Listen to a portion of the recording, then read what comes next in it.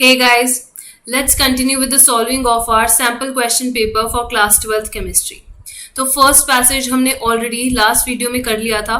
Now in this video we are going to solve the second passage as well as the rest of the objective type questions. ठीक है, तो देखो first passage जो हमें दिया था that was from the chapter alcohol, phenol and ether, and this second passage is given from the chapter surface chemistry. तो यहाँ पे एडजॉर्प्शन की बात करी हुई है on the surface of leather. तो सबसे पहले ये देखते हैं एडजॉर्प्शन होता क्या है. देखो adsorption is just the accumulation of certain particles on the surface of a substance. तो अगर सरफेस पे ज्यादा एक्यूमुलेशन है पार्टिकल्स का या ज्यादा कॉन्सेंट्रेशन है पार्टिकल्स का as compare to in the bulk, then such a phenomena is known as adsorption. Surface पे कॉन्सेंट्रेशन ऑफ पार्टिकल ज्यादा होगी as compare to in the bulk of the substance. ठीक है, तो इसे हम क्या कहेंगे, एडजॉर्प्शन.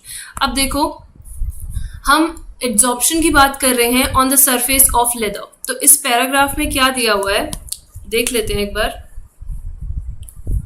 देखो यहाँ पे मेंशन किया है कि अगर लेदर के सरफेस पे एडजॉर्प्शन हो रहा है और वो एडजॉर्प्शन जो है वो मॉइस्चर का हो रहा है, मतलब जो वाटर वेपर के पार्टिकल्स हैं those are going to be adsorbed on the surface of this leather. ठीक है, तो ये एडजॉर्प्शन किन किन चीजों पे डिपेंड करेगा. टेम्परेचर पे डिपेंड करेगा सराउंडिंग के, रिलेटिव ह्यूमिडिटी कितनी है उस पे डिपेंड करेगा, डिग्री ऑफ पोरोसिटी मतलब कितने पोर्स हैं हमारे लेदर के सरफेस के ऊपर उस पे डिपेंड करेगा, and finally on the size of the pores की साइज जो पोर्स प्रेजेंट है वो बड़े हैं या छोटे हैं. अगर बड़े होंगे तो हमारा एडजॉर्प्शन क्या होगा, ज्यादा होगा. ऐसे ही नंबर ऑफ पोर्स ज्यादा होंगे तब भी एडजॉर्प्शन का रेट क्या होगा, ज्यादा होगा. ठीक है, तो ये सब जानने की हमें जरूरत क्या है, एडजॉर्प्शन कितना हो रहा है मॉइस्चर का लेदर के सरफेस पे, ये सब हम क्यों जाने. ये हमें इसलिए जानना जरूरी है क्योंकि जो लेदर है उसके बहुत ज्यादा यूजेस है हमारे डेली लाइफ में. Like it can be used in making of shoes, gloves and garments. Right, तो हम चाहेंगे जो हमारा लेदर है वो लंबे टाइम के लिए चले, तो उसकी ड्यूरेबिलिटी क्या हो, ज्यादा हो, इसके लिए हमें ये सब चीजें पता होनी चाहिए. राइट, तो अगर मॉइस्चर कंटेंट जो है वो ज्यादा होगा on the surface of leather, it could lead to the deterioration of the leather, मतलब it can go bad. Right, या फिर क्या हो सकता है, मिल्ड्यू एक्शन, मतलब कि फंगस भी ग्रो हो सकती है on the surface of the leather. But अगर हमारा सरफेस ऑफ लेदर पे मॉइस्चर कंटेंट कम है तब क्या होगा, it will become dry and it would lead to its cracking. तो हमें मिनिमम मॉइस्चर तो चाहिए ही होगा ताकि हम इस क्रैकिंग को प्रिवेंट कर सकें या फिर अपने लेदर को लुब्रिकेटेड रख सकें. ऑलराइट, अब आगे चलते हैं. देखो ये जो हमारा प्रोसेस हो रहा है मॉइस्चर का adsorption on the surface of leather, this is a multi-molecular process. अब multi-molecular process का क्या मतलब है, जैसे ये मानो कि ये जो ऑरेंज पार्टिकल्स हैं ये तुम्हारे मॉइस्चर की पार्टिकल्स हैं, एड्जॉर्ब हुए हैं on the surface of leather. ठीक है, तो यहाँ पे ऐसा नहीं है कि सिर्फ एक ही लेयर तुम्हारी फॉर्म हो जाएगी. ऐसा हो सकता है कि इन पार्टिकल्स के ऊपर भी एक और लेयर बन जाए पार्टिकल्स की, और इस लेयर के ऊपर भी एक और लेयर बन जाए. तो यहाँ पे मल्टीपल लेयर्स की फॉर्मेशन हो सकती है. ठीक है, मॉइस्चर के पार्टिकल्स क्या कर सकते हैं, मल्टीपल लेयर्स बना सकते हैं on the surface of leather, and this is known as your multi molecular process. जो यहाँ पे गिवन भी है कि एक मल्टी मॉलिक्यूलर प्रोसेस होता है. ठीक है, और मल्टी मॉलिक्यूलर प्रोसेस जो होता है इसको हम और भी क्या कहते हैं, this is also known as physical adsorption. Physical adsorption को we can also call physisorption. Alright, तो देखो फिजिकल एडजॉर्प्शन में ही हमारी क्या होती है, मल्टीपल लेयर्स बनती हैं. राइट, लेकिन केमिकल एडजॉर्प्शन में क्या होता है, उसमें सिर्फ एक ही लेयर बनती है. Chemical adsorption is unimolecular whereas physical adsorption is multimolecular. तो ये जो फिजिकल एड्जॉर्प्शन होता है इसमें the interaction between the particles which are getting adsorbed and the surface on which the adsorption is taking place, इन दोनों के बीच में जो इंटरैक्शन होता है या फोर्स ऑफ अट्रैक्शन होती है दैट इज वेरी वीक। ठीक है, बस weak van der Waals forces होती हैं, weak van der Waals forces. तो अगर weak van der Waals forces हैं मतलब जब भी ये पार्टिकल्स आके इसके सरफेस पे बैठेंगे, लेदर के सरफेस पे, तब जो एनर्जी रिलीज होगी that is going to be very very less. ठीक है, इसीलिए हम कहते हैं कि this physisorption is having low enthalpies of adsorption. यहाँ पे हीट रिलीज जो होती है that is very very less. Right, तो लो एंथैल्पी ऑफ एड्जॉर्प्शन होगी यहाँ। अब देखो अगर 75% रिलेटिव ह्यूमिडिटी है तुम्हारी लेदर के around, then we say that the adsorption is only going to depend on the surface area of the leather. ठीक है, अगर 75% रिलेटिव ह्यूमिडिटी है then adsorption is going to depend only on the surface area. तो जितना ज्यादा surface area होगा उतना ज्यादा हमारा क्या होगा, एड्जॉर्प्शन। ठीक है, आगे चलते हैं। देखो यहाँ पे टैनिंग की बात करी हुई है। अब टैनिंग होता क्या है, सबसे पहले ये देख लेते हैं। Tanning is just, you can say it is the hardening of leather. ठीक है, अब लेदर को हार्ड हम कैसे करेंगे, लेदर बनता कैसे है, using animal skins, right, animal hide भी कह सकते हैं हम उसको। तो एनिमल स्किन को हम क्या करते हैं, एक केमिकल सब्सटेंस में सोक करते हैं जिसको हम बोल देते हैं this is your tanning material. ठीक है, तो जो भी हमने केमिकल सब्सटेंस लिया है उसको हमने बोल दिया टैनिंग मटेरियल। तो एनिमल स्किन को जैसे ही हमने टैनिंग मटेरियल में क्या किया, सोक किया, तो होगा क्या यहाँ पे हो जाता है म्यूचुअल कोऑगुलेशन। म्यूचुअल कोऑगुलेशन होता क्या है, देखो जब भी कोई पॉजिटिवली चार्ज सोल एक नेगेटिवली चार्ज सोल के साथ मिक्स होता है देन म्यूचुअल कोऑगुलेशन टेक्स प्लेस। ठीक है, दोनों का चार्ज क्या हो जाता है, एक दूसरे से न्यूट्रलाइज हो जाएगा और इसी को हम क्या कहते हैं, म्यूचुअल कोऑगुलेशन। पॉजिटिव वाले ने नेगेटिव का न्यूट्रलाइज करा, नेगेटिव वाले ने पॉजिटिव का न्यूट्रलाइज करा।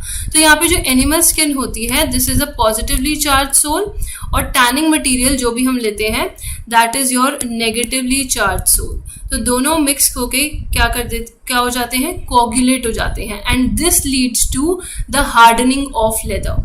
और इसी प्रोसेस को हम बोलते हैं क्या, टैनिंग। ऑलराइट, तो यहाँ पे तुम्हारे डिफरेंट एग्जाम्पल्स दिए हैं। देखो जरा, यहाँ पे क्रोम टैन लेदर की बात करी हुई है। क्रोम टैन लेदर वो होगा जिसमें जो हम टैनिंग मटेरियल ले रहे हैं वो क्या ले सकते हैं, क्रोमियम ले सकते हैं। ठीक है, क्रोमियम लेंगे या फिर क्रोमियम का कोई सॉल्ट ले लिया वैसे। तो अनटैंड हाइड होता है जो विच इज एनिमल स्किन, या फिर क्रोम टैंड लेदर है, तब इन दोनों का जो सरफेस एरिया होता है that is very very large. ठीक है, यहाँ पे मैं लिख भी देती हूँ, this untanned hide is your animal skin. ठीक है, इन दोनों का सरफेस एरिया लार्ज है, मतलब यहाँ पे एड्जॉर्प्शन क्या होगी, हाई होगी। ऐसे ही जो हमारा लेदर बना है वेजिटेबल टैनिंग मटेरियल से, हमने ऐसा कोई टैनिंग मटेरियल यूज करा है जो ऑर्गेनिक है, मतलब कि जो जिसमें वेजिटेबल मटेरियल यूज हुए हैं, राइट। तो यहाँ पे जो सरफेस एरिया प्रोड्यूस होगा वेजिटेबल टैंड लेदर का, vegetable stand leather is going to have less surface area। ठीक है, यहाँ पे इसका सरफेस एरिया क्या होगा, कम होगा। तो इसमें सरफेस एरिया कम होगा तो एड्जॉर्प्शन भी क्या होगी, कम होगी। ठीक है, अब क्वेश्चंस पे चलते हैं। क्या दिया हुआ है हमें, देखो 4 क्वेश्चन दिए हैं और चारों में चारों असर्शन रीजन टाइप क्वेश्चन है। ठीक है, तो फर्स्ट पार्ट रीड करो। First part में I am going to read the assertion statement. It is given that vegetable tanned leather cannot absorb a large amount of moisture. देखो अभी अभी मैंने बताया कि जो वेजिटेबल टैंड लेदर होगा उसका सरफेस एरिया क्या होगा, कम। अगर सरफेस एरिया कम है तो इसमें एड्सॉर्प्शन भी क्या होगी, कम। तो this statement is a correct statement. Next reason वाली स्टेटमेंट रीड करो। Porous materials have higher surface area. देखो अगर तुम्हारे पास दो सरफेसेस हैं, एक बहुत ज्यादा रफ सरफेस है जिसमें बहुत सारे पोर्स हैं, समथिंग लाइक दिस, और एक स्मूथ सा सरफेस है जिसमें कम पोर्स हैं, ठीक है। अब दोनों सरफेसेस में से जिसमें ज्यादा पोर्स हैं, देखो उसका सरफेस एरिया ऑटोमेटिकली ज्यादा है। यहाँ पे अगर ज्यादा पोर्स हैं तुम्हारे तो इसका सरफेस एरिया क्या होगा, ज्यादा होगा as compare to this one. तो ये स्टेटमेंट भी क्या हो जाएगी हमारी, correct. Porous materials have higher surface area, और अगर हायर सरफेस एरिया तो एड्सॉर्प्शन भी इसका क्या होगा, हाई ही होगा। ऑलराइट, तो देखो असर्शन और रीजन दोनों स्टेटमेंट सही हैं, बट दोनों में कोई रिलेशन नहीं है। मतलब रीजन जो है it is not any kind of explanation for the assertion statement, ठीक है। तो इस फर्स्ट पार्ट का जो आंसर हो जाएगा that is going to be B. Assertion and reason both are correct statements, but reason is not the correct explanation for assertion. ठीक है, let's move on to the second part. Assertion I am reading. Animal hide soaked in tannin results in hardening of leather. Animal hide यानी कि animal skin को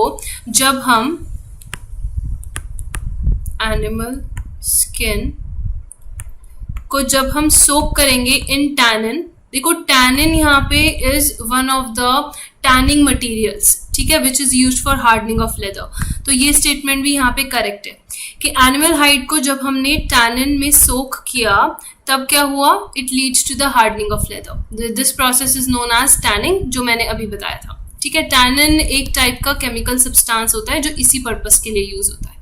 alright, तो animal skin positively charge sol, tannin is negatively charge, तो दोनों क्या करेंगे, coagulation कर लेते हैं। तो रीजन पढ़ो इसका, tanning occurs due to mutual coagulation, तो ये इसका रीजन भी बता दिया इन्होंने, ठीक है। तो असर्शन है animal hide soaked in tannin results in hardening of leather, और ये हार्डनिंग ऑफ लेदर क्यों हो रहा है, ड्यू टू म्यूचुअल कोगुलेशन। तो जो रीजन वाली स्टेटमेंट हुई that is the correct explanation for assertion statement.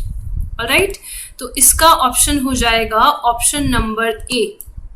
Assertion and reason both are correct, and reason is the correct explanation for assertion. Alright, moving on to the third part. Read the assertion one. Adsorption of moisture by leather is physisorption. ठीक है, ये मैंने तुम्हें पहले ही बता दिया कि जब भी मॉइस्चर एब्जॉर्ब होगा तुम्हारे लेदर के सरफेस के ऊपर, देन दैट इज फिजिसॉर्प्शन, क्योंकि वहां पे मल्टी मॉलिक्यूलर हो रही है, ठीक है। फिजिसॉर्प्शन क्यों है वो, क्योंकि that is a multi molecular process, और जो वहां पे हीट रिलीज हो रही है दैट इज ऑल्सो लो। तो जो रीजन में ये इन्होंने एक्सप्लेन कर ही दिया, ठीक है। तो रीजन भी हम एक बार रीड कर लेते हैं। It is a multi molecular process, yes, and is accompanied by low enthalpies of adsorption, again correct. और ये एक्सप्लेनेशन भी हो गया एक टाइप का असर्शन वाली स्टेटमेंट के लिए, यस। तो यहाँ पे ऑप्शन क्या हो जाएगा, ऑप्शन नंबर ए। देखो दोनों करेक्ट है, और जो रीजन वाली स्टेटमेंट है it is also the correct explanation for the assertion statement. यही तो एक्सप्लेनेशन होगा। प्रोसेस फिजिसॉर्प्शन है, फिजिसॉर्प्शन क्यों है, क्योंकि मल्टी मॉलिक्यूलर एड्सॉर्प्शन हो रही है और जो हीट रिलीज हो रही है वो कम रिलीज हो रही है, ठीक है। अब moving on to the fourth part.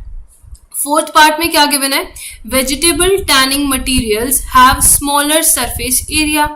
ये मैंने बता दिया कि वेजिटेबल टैनिंग मटेरियल जो है, इससे जब हम वेजिटेबल टैन लेदर बनाएंगे इनके क्या होते हैं, smaller surface area. So this is your correct statement, ठीक है। यहाँ पे ये क्या होगी, this is a correct statement. अब आगे, capillaries present in leather are reduced to smaller diameters. देखो again this is going to be a correct statement.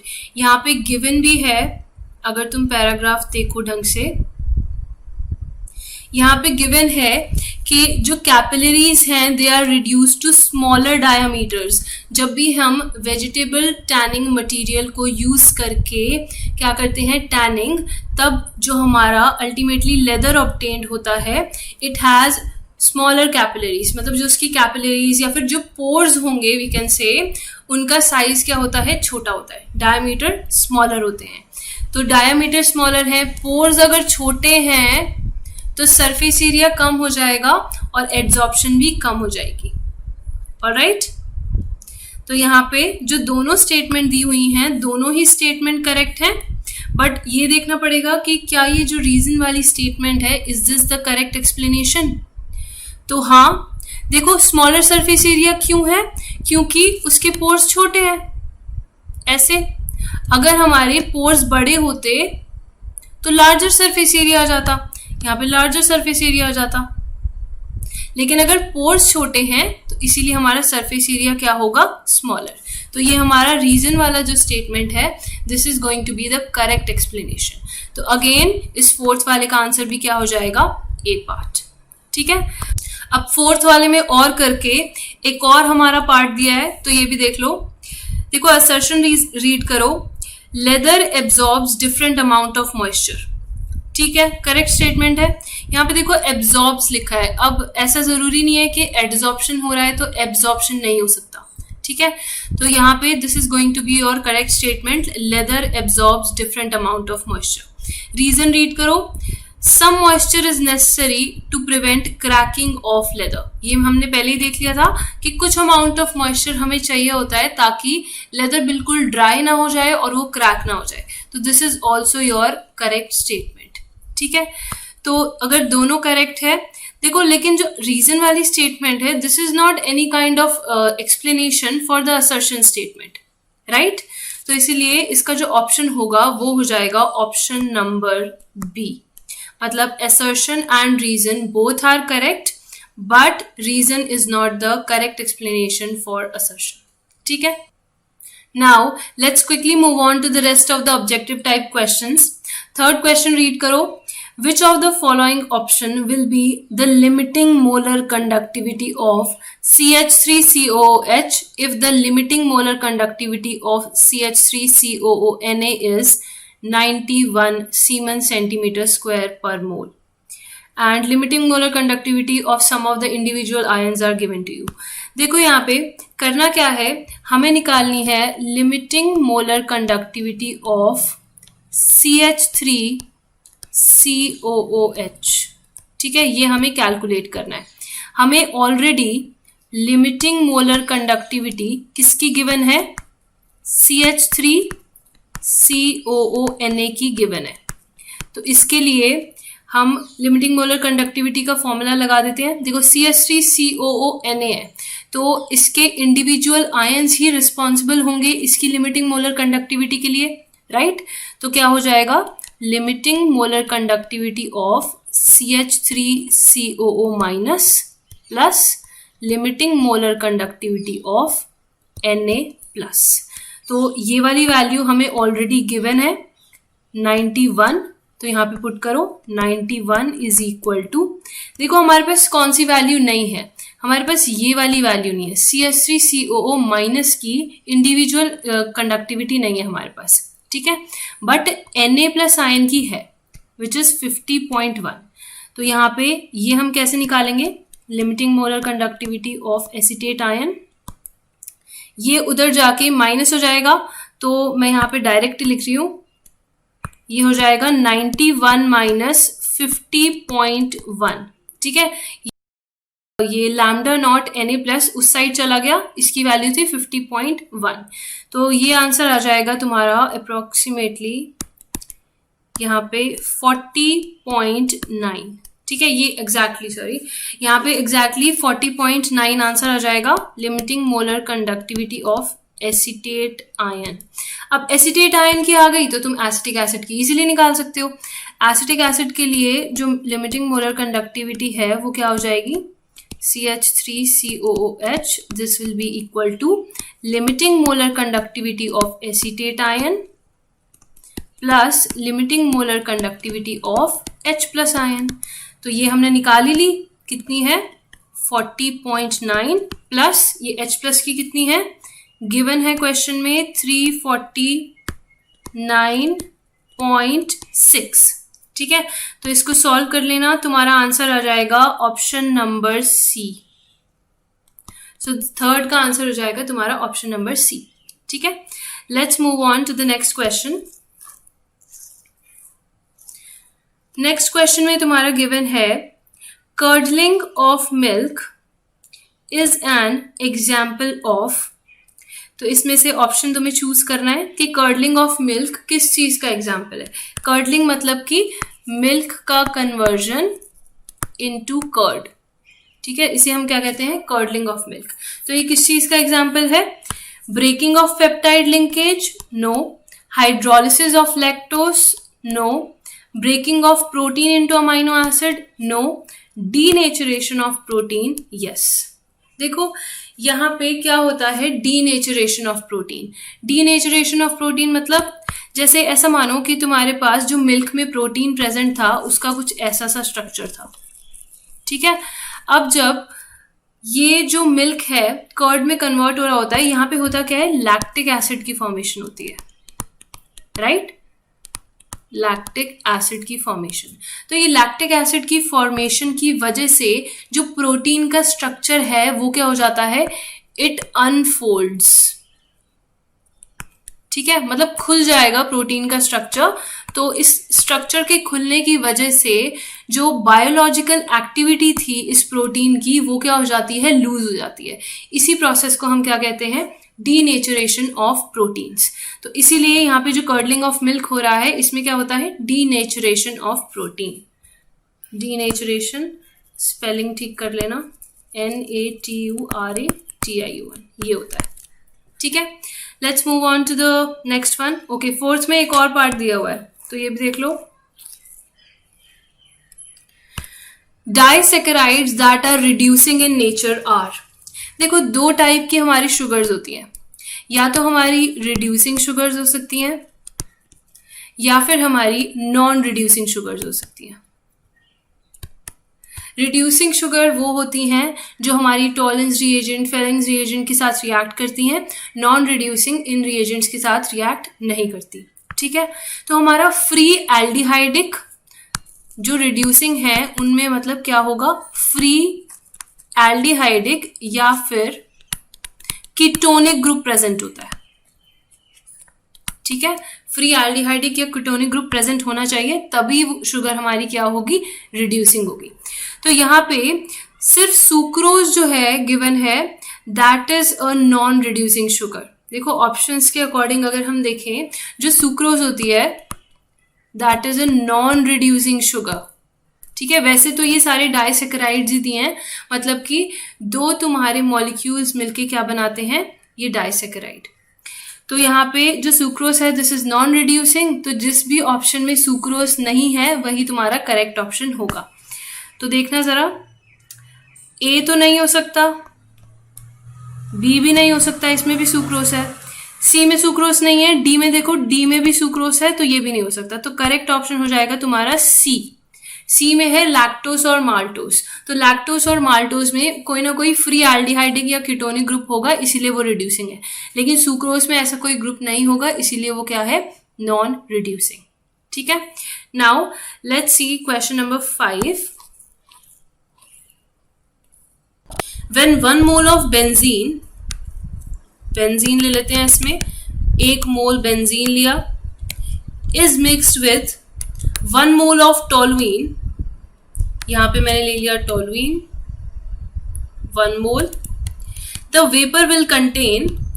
हमें ये बताना है कि जब हमने इन दोनों को मिक्स करा तब वेपर में क्या चीज ज्यादा होगी, क्या बेंजीन ज्यादा होगा, क्या टोलुइन ज्यादा होगा, क्या दोनों के अनइक्वल अमाउंट प्रेजेंट होंगे और वो एक नॉन आइडियल सोल्यूशन बनाएंगे, या फिर दोनों के इक्वल अमाउंट प्रेजेंट होंगे और वो एक आइडियल सोल्यूशन बनाएंगे। देखो बनाते तो ये आइडियल सोल्यूशन ही है। ठीक है, इनके स्ट्रक्चर में ज्यादा डिफरेंस होता नहीं। यहाँ पे ये रहा बेंजीन और टोलुइन दिखता है कुछ ऐसा।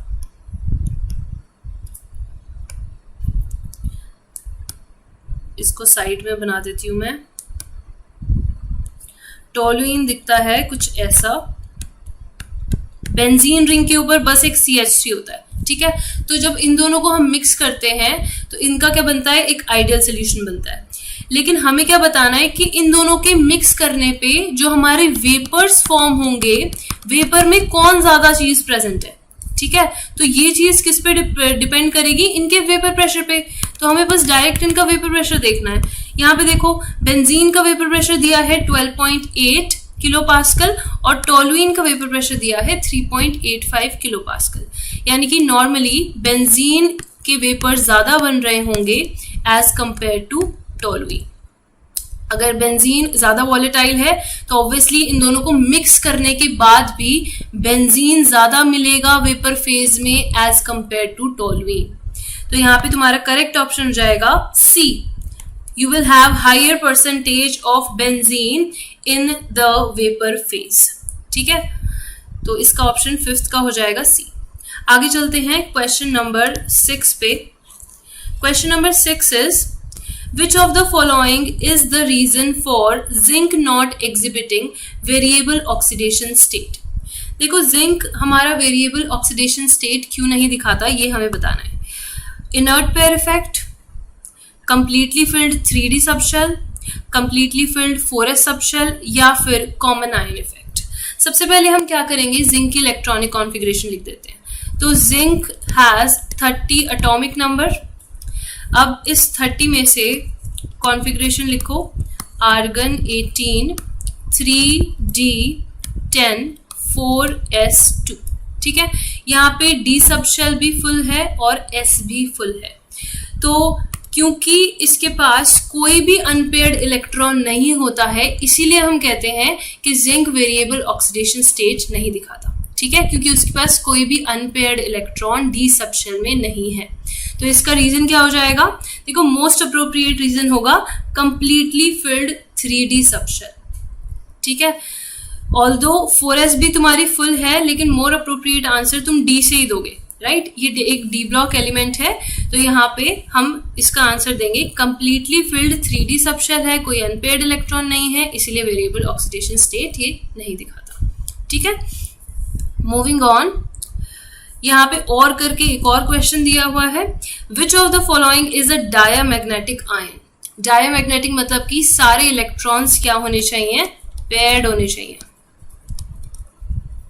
तो देखते हैं, सबसे पहला ऑप्शन दिया है वेनेडियम 2+ आयन। वेनेडियम का जो तुम्हारा एटॉमिक नंबर होता है दैट इज 23। कॉन्फ़िगरेशन लिखोगे तो बन जाएगा आर्गन 18 3D3 4s2। अब इन्होंने आयन दिया है V2+, तो मतलब कि इसने 2 इलेक्ट्रॉन लूज किए होंगे वेनेडियम ने।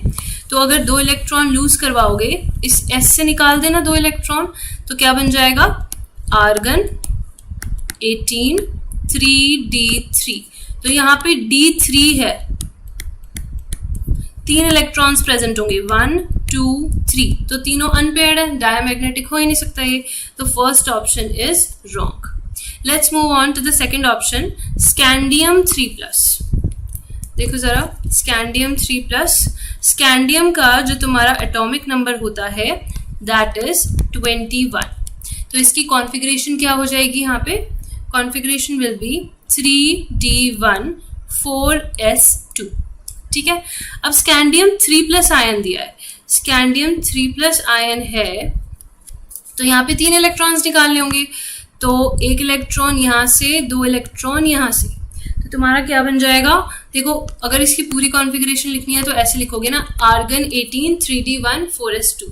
तो यहाँ पे सिर्फ तुम्हारा आर्गन बचेगा, आर्गन विद 18 इलेक्ट्रॉन्स। और यहाँ तक हमारी जो कॉन्फ़िगरेशन होती है आर्गन तक, ये एक नोबल गैस है, तो फुल्ली फिल्ड कॉन्फ़िगरेशन होती है। तो सारे इलेक्ट्रॉन्स क्या होंगे, यहाँ पे पेयर्ड इलेक्ट्रॉन्स ही होंगे।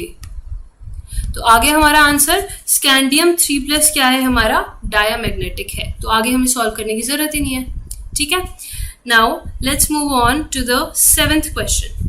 देखो 7th क्वेश्चन में हमें क्या दिया है, प्रोपेनामाइड का रिएक्शन करवाया है with bromine in aqueous NaOH।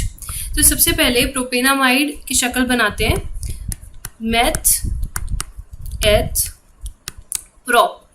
तो प्रोपेनामाइड है तो C double bond O NH2। तो अगर ये हमारा रिएक्ट करता है with bromine in the presence of aqueous NaOH, तो यहाँ पे हो जाती है हॉफमैन ब्रोमामाइड डिग्रेडेशन रिएक्शन। ठीक है, क्या होगा यहाँ? Hofmann bromamide degradation reaction. तो इसमें हमारा डायरेक्ट ये C double bond O group क्या हो जाता है? गायब हो जाता है बीच से। तो यहाँ पे डिग्रेडेशन हो रही है, मतलब कार्बन चेन की लेंथ जो है वो कम हो जाती है by 1। तो बस इसको उड़ा दो बीच से, तो क्या बन जाएगा? CH3 CH2 NH2। तो ये क्या है तुम्हारा? इथेनामाइन। तो करेक्ट ऑप्शन देख लो कौन सा होगा? 7th का होगा B correct option. B is ethanamine. Okay, 7th question में एक और पार्ट दिया है, इसको भी सॉल्व कर लेते हैं। IUPAC name of product formed by reaction of methylamine with 2 moles of ethyl chloride। देखो, हमें IUPAC नेम बताना है उस प्रोडक्ट का जो ऑब्टेन होगा by reaction of methylamine with 2 moles of ethyl chloride. तो सबसे पहले हम रिएक्शन करा के देख लेते हैं बनेगा क्या। तो मिथाइलामीन होगा CH3NH2। ठीक है, इसका रिएक्शन करवाना है with ethyl chloride. So ethyl chloride बनाते हैं CH3 CH2 Cl। तो अगर मैंने इनिशियली एक ही मोल लिया है इसका, तो होगा क्या? देखो जरा, यहाँ पे HCl का एलिमिनेशन होगा। अगर HCl एलिमिनेट होगा, देखो हाइड्रोजन जाएगा इस NH2 का और क्लोरीन जाएगा इस एल्काइल हैलाइड का। तो अगर HCl निकालोगे माइनस HCl, तो क्या बनेगा? CH3N। इस N के साथ अब एक ही हाइड्रोजन अटैच्ड है यहाँ, और अब इस N के साथ ये वाला ग्रुप भी अटैच हो गया है, मतलब एक हाइड्रोजन रिप्लेस हो जाता है और उसकी जगह ये एल्काइल ग्रुप आ जाता है।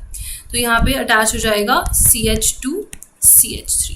अब इसको एक और मोल ऑफ इथाइल क्लोराइड के साथ रिएक्ट करवाएंगे, क्योंकि हमें 2 मोल्स गिवन थे। तो यहाँ पे फिर से रिएक्शन होगा इनके बीच में।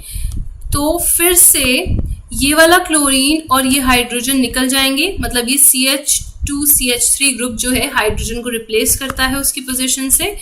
तो क्या बन जाएगा? CH3N CH2 CH3 CH2 CH3। तो ये हमारा होता है फाइनल प्रोडक्ट। इस रिएक्शन को हम कहते हैं एग्जॉस्टिव एल्काइलेशन।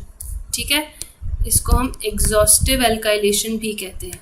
वैसे एग्जॉस्टिव एल्काइलेशन के लिए हम एक्सेस ऑफ इथाइल क्लोराइड के साथ ट्रीट करवाएंगे। ठीक है, तो उसमें रिएक्शन यहाँ पे रुकता नहीं है, यहाँ पे एक और बार रिएक्शन हो जाता है। ठीक है, तो वहाँ पे हमारा एक सॉल्ट बन जाएगा। तो यहाँ पे देखते हैं, यहाँ पे 2 ही मोल गिवन थे, तो इसको देखते हैं कि अब इसका नाम क्या होगा। यहाँ पे देखो, नाम के लिए सबसे पहले तुम देखो तुम्हारी पेरेंट चेन कौन सी होगी। यहाँ पे इथेन वाली ही तुम्हारी पेरेंट चेन होगी, राइट। ये इसको अगर पेरेंट चेन मान लिया, तो बाकी की साइड चेन कौन सी होगी तुम्हारी? Ethyl and methyl. तो नाम क्या हो जाएगा इस कंपाउंड का? इसका हो जाएगा, देखो N पोजीशन पे इथाइल और मिथाइल लगे हुए हैं। ठीक है, तो नाम हो जाएगा इसका N ethyl N methyl ethanamine. ठीक है, तो D ऑप्शन इसका करेक्ट होगा। N पे इथाइल है, N पे ही मिथाइल है, और लास्ट में ये मेन चेन इथेनामाइन। देखो, अब इथाइल पहले क्यों लिखा है और मिथाइल बाद में क्यों लिखा है? क्योंकि हम अल्फाबेटिकली चलेंगे। ठीक है, जब तुम प्रीफिक्स लिख रहे हो, यानी कि तुम ब्रांचेस के नाम लिख रहे हो, तब तुम अल्फाबेटिकली जाते हो। तो ई पहले आता है, इसीलिए इथाइल पहले लिखा है, फिर हम एम लिखेंगे, right. Now let's move on to the 8th question. 8th question is, ambidentate ligands like NO2 minus and SCN minus are unidentate, didentate, polydentate और has variable denticity। देखो डेंटिसिटी क्या होती है? इडेंटिसिटी का मतलब बस ये है कि कोई भी लाइगेंड अपने कितने एटम्स के साथ एक साथ मेटल एटम के साथ लिंक कर रहा है। ठीक है, सपोज ये तुम्हारा मेटल एटम है, अब कोई भी लाइगेंड आया और वो अपने एक ही एटम से इस मेटल के साथ लिंक कर रहा है, तो इसको हम कहेंगे यूनिडेंटेट या फिर मोनोडेंटेट। अगर ये लाइगेंड अपने दो एटम्स के साथ मेटल के साथ लिंक कर रहा है एक साथ, तब हम इसको कहेंगे डाइडेंटेट या फिर बाइडेंटेट। अगर ये लाइगेंड अपने तीन एटम्स के साथ एक साथ लिंक कर रहा है मेटल के साथ, तब हम इसको कहेंगे ट्राइडेंटेट एंड सो ऑन। ठीक है, तो यहाँ पे हमें देखना है कि ये जो एम्बिडेंटेट लाइगेंड्स हैं ये किस कैटेगरी में फॉल कर रहे हैं। एम्बिडेंटेट लाइगेंड्स वो लाइगेंड्स होते हैं जो डिफरेंट एटम्स यूज कर सकते हैं to link with a metal. जैसे कि अगर मैंने इसी का एग्जांपल लिया SCN-, तो यहाँ पे अगर ये जो थायोसाइनेट है सल्फर से लिंक करता है मेटल से, तब इसको हम कहते हैं थायोसाइनेट। अगर ये नाइट्रोजन से लिंक करता है तब हम इसको कहते हैं आइसोथायोसाइनेट।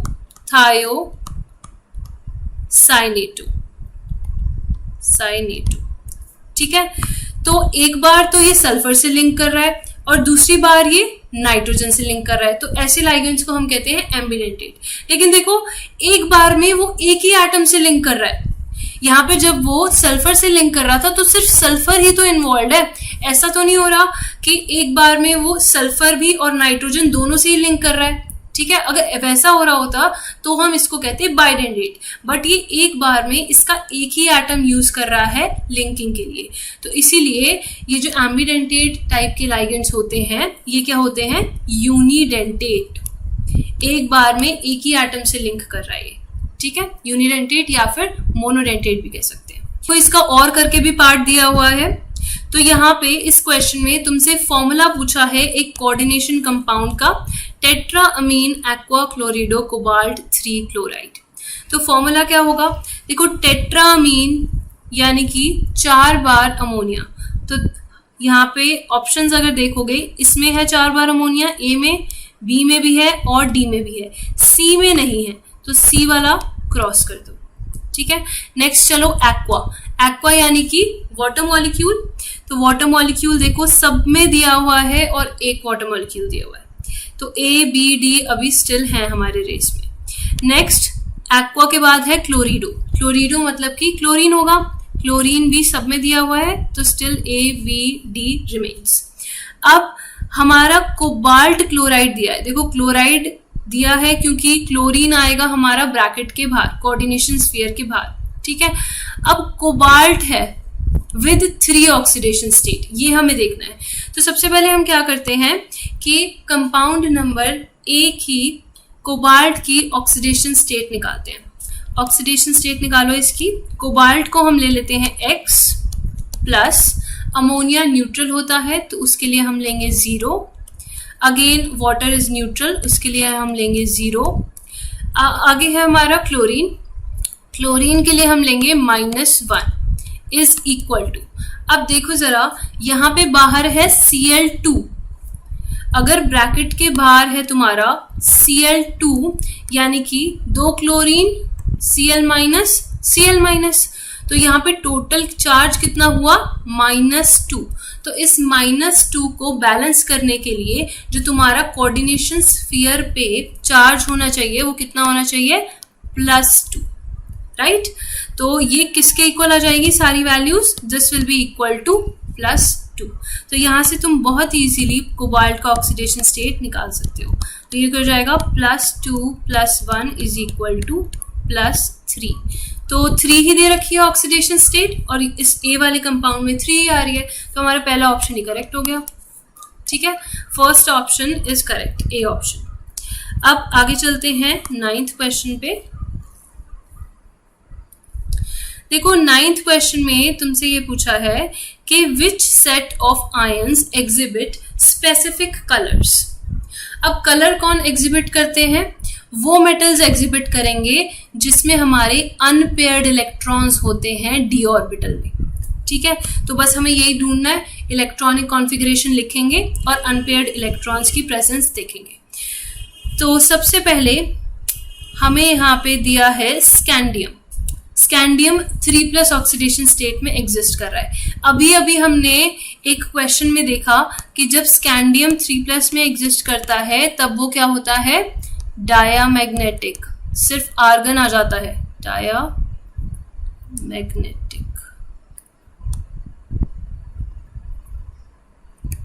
ठीक है, तो स्कैंडियम 3+ की कॉन्फ़िगरेशन किसके इक्वल है, आर्गन के इक्वल। तो ऑब्वियसली ये तो कलर एग्जिबिट नहीं करेगा, वही कलर एग्जिबिट करेंगे जो जिनके पास अनपेयर्ड इलेक्ट्रॉन्स हैं। तो जहां पे भी स्कैंडियम है वो सारे ऑप्शन तो गए, तो ए गया, बी गया, अब आया हमारा सी और डी। ठीक है, अब सी और डी में देखते हैं, आगे चलते हैं टाइटेनियम पे। टाइटेनियम का है 22, तो टाइटेनियम की कॉन्फ़िगरेशन क्या हो जाएगी हमारी, अगर 22 हमारा एटॉमिक नंबर है, configuration will be equal to argon, argon भी लिखे देती हूँ मैं, आर्गन 18, 3d2 4s2। ठीक है, अब टाइटेनियम के कौन कौन से आयंस गिवन है यहाँ, टाइटेनियम 3+ एंड टाइटेनियम 4+। तो अगर 3+ होगा तो 3 इलेक्ट्रॉन्स जाएंगे, 2 यहाँ से और 1 इस 3d से, तब भी एक अनपेयर्ड इलेक्ट्रॉन बच जाएगा, 3d1 हो जाएगा ये। ठीक है, तो मैं लिख देती हूँ टाइटेनियम 3+ में ये क्या बन जाएगा, आर्गन 3d1। ठीक है, तो ये तो कलर्ड होगा। हमें देखना है कि कौन से सारे कलर्ड आयंस हैं। यहाँ पे ये वाला कलर्ड है। अब टाइटेनियम 4+, अगर हम 4+ करेंगे तो ये जो एक इलेक्ट्रॉन है ये भी खत्म हो जाएगा, तो बचेगा क्या, सिर्फ आर्गन, मतलब कि सारे क्या हो जाएंगे, पेयर्ड। तो यहाँ पे जो टाइटेनियम 4+ गिवन है तुम्हें, ये क्या होगा, कलरलेस, क्योंकि इसमें सारे पेयर्ड इलेक्ट्रॉन्स हैं। तो again this is not going to be your answer. Answer कौन सा हो जाएगा, सी। ये वाले सारे कलर्ड होंगे क्योंकि इनमें अनपेयर्ड इलेक्ट्रॉन्स प्रेजेंट होंगे। बाकी टाइटेनियम 4+ में क्या है, पेयर्ड इलेक्ट्रॉन्स हैं, तो ये ऑप्शन गया, और स्कैंडियम 3+ में भी पेयर्ड इलेक्ट्रॉन्स थे, इसलिए वो ऑप्शंस भी गए थे। ठीक है, now coming to question number 10। यहाँ पे देखो इथाइल क्लोराइड का रिएक्शन करवाया हुआ है डिफरेंट रिएजेंट के साथ, और हमें प्रोडक्ट्स मिले हैं A, B, C and D। तो देखते हैं।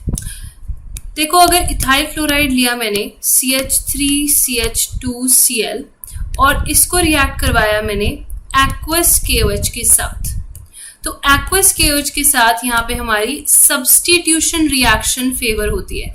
मतलब सिंपली ये OH जो है ये क्लोरीन को इसकी जगह से क्या कर देगा, रिप्लेस कर देगा।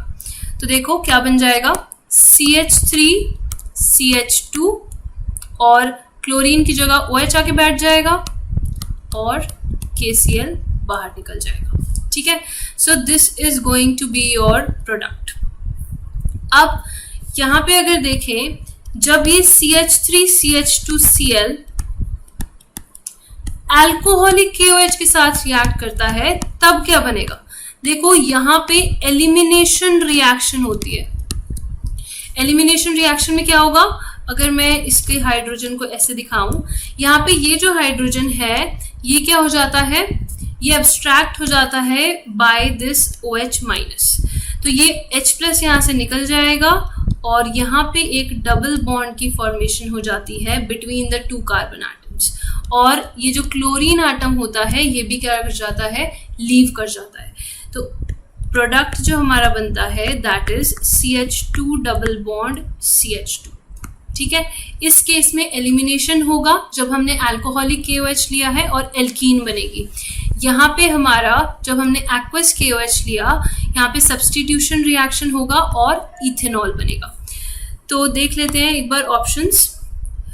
देखो अल्कोहलिक KOH के साथ रिएक्ट करके बना A, तो दिस इज A, और एक्वस KOH के साथ रिएक्ट करके बना B, so this ethanol is your B। तो ऑप्शन नंबर या तो A हो सकता है या फिर C हो सकता है, राइट। देखो बी ऑप्शन में तो ए को इथेनॉल बताया हुआ है, तो ये वाला ऑप्शन हो ही नहीं सकता। सिमिलरली डी ऑप्शन भी नहीं हो सकता, हमारे ऑप्शन सिर्फ ए या सी हो सकते हैं। एल्कीन दी है C2H4, ठीक है, ए हमारा C2H4 हो सकता है और बी जो है हमारा C2H5 हो सकता है। तो ये हमारी पॉसिबिलिटी ए और सी ऑप्शन में ही है। अब आगे देखते हैं सी और डी में क्या बनेगा।